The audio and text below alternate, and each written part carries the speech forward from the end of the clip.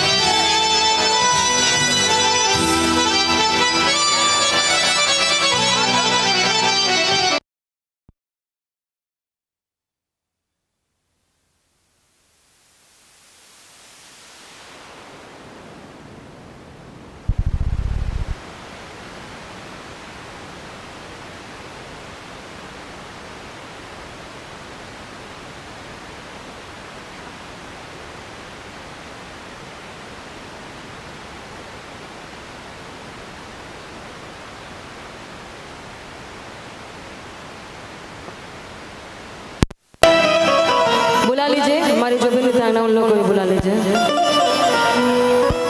बेचारी जाएगा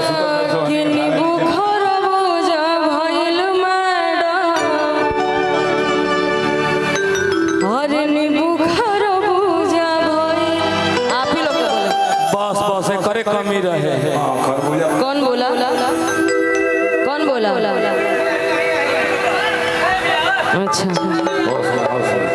कि सुना धनिया कवन कलाकारी हो गई, सूट साड़ी हो गई।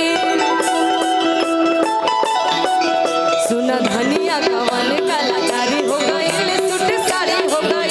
अभी बारू तो कुंवारी बेकरारी हो गई, कवन बीमारी हो गई। डांसर लोग को बुला दीजिए।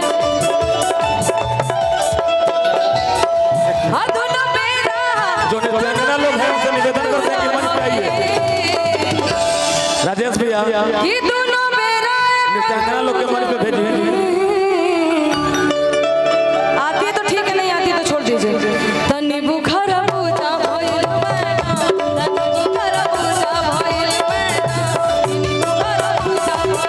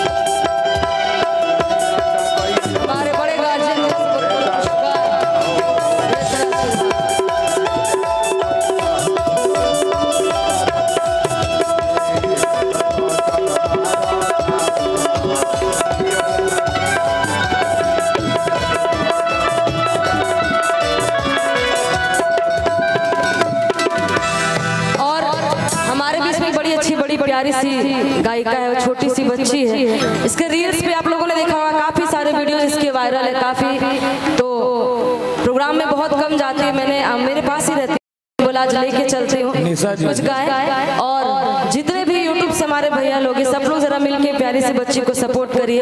आप लोग के सपोर्ट से कई सारे बच्चे आगे बढ़े हैं, ये भी हो सकता है कि आगे बढ़ जाए। आजा बेटा। एगो आऊ कलाकार बहद है।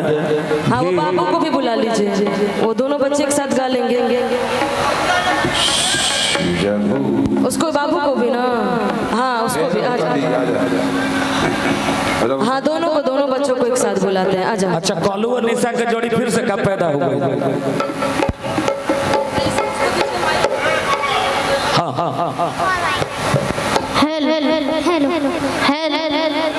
मेरा भोकल लेवल थोड़ा। Hello hello hello hello hello hello इसको और उठा दीजिए, पुनर्जन्म हो गया है।